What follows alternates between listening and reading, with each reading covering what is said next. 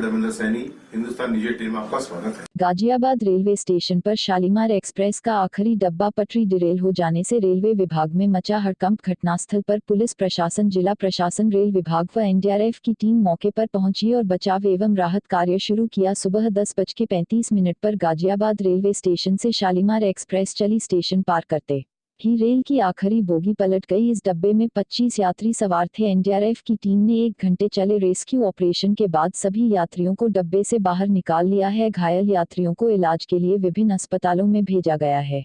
Railway विभाग, स्थानीय प्रशासन के सहयोग से मॉक ड्रिल का आयोजन किया गया।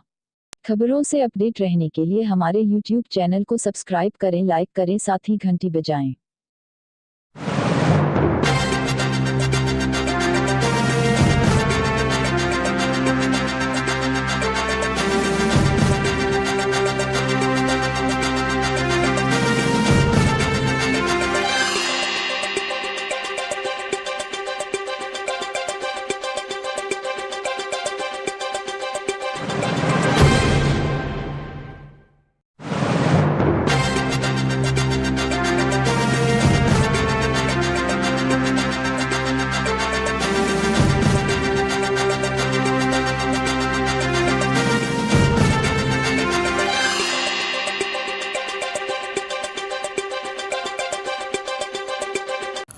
मोबाइल पर खबरों को तुरंत पाने के लिए हमारे चैनल को सब्सक्राइब करें, लाइक करें, शेयर करें, साथ ही घंटी बजाएं।